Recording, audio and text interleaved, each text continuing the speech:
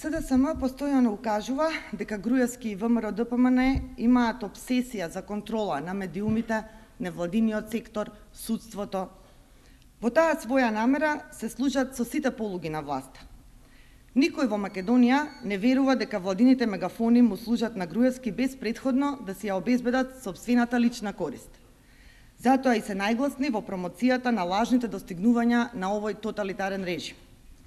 Денес ќе посочиме само еден пример, со кој на граѓаните ќе им стане појасно зошто господинот Драган Павлович Латас е еден од најгласните во заштитата на ликот и делото на Груевски. Бидејќи Латас секогаш се служи со лични дискредитации наместо со факти, му порачуваме овој пат јавно да објасни како и колку ВМРО-ДПМНЕ му помогна да ја зголеми сопствената имотна положба. Документите со кои располагаме се доказ дека прилозите на ТВ Сител и Вечер за спорот на државата за 450 хектари земјиште во Зелениково, со кои со денови ја малтретираше јавноста, не биле направени заради заштита на државниот интерес, туку за личните имотни интереси на Латас. Тој е сушност собственик на 8075 метри квадратни земјоделско земјиште во Зелениково.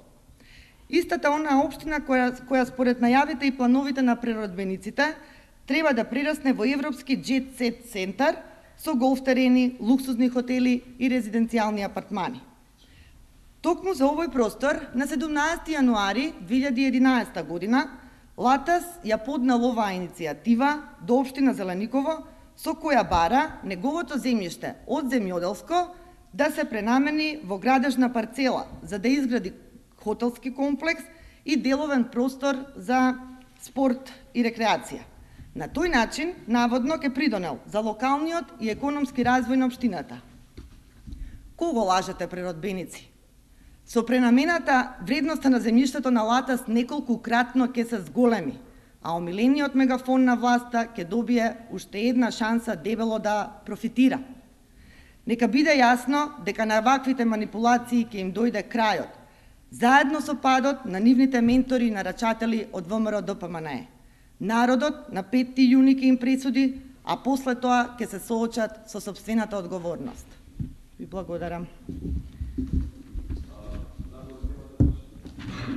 Повелете.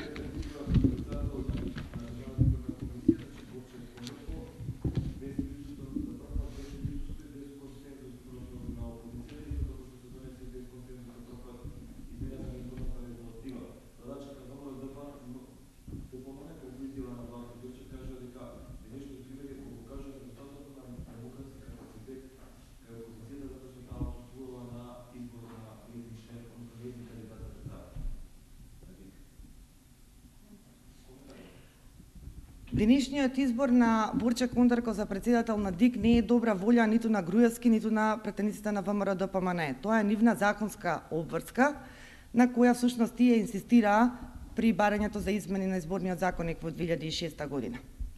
Без разлика на тоа што Борче Кондарко е избран за председател на Државната изборна комисија, тоа нема да го смени фактот дека за прв пат во историјата на Република Македонија се оди на избори без консензус, односно се воспоставуваат правила на игра и на изборна игра без присуство на опозицијата и без широк консензус.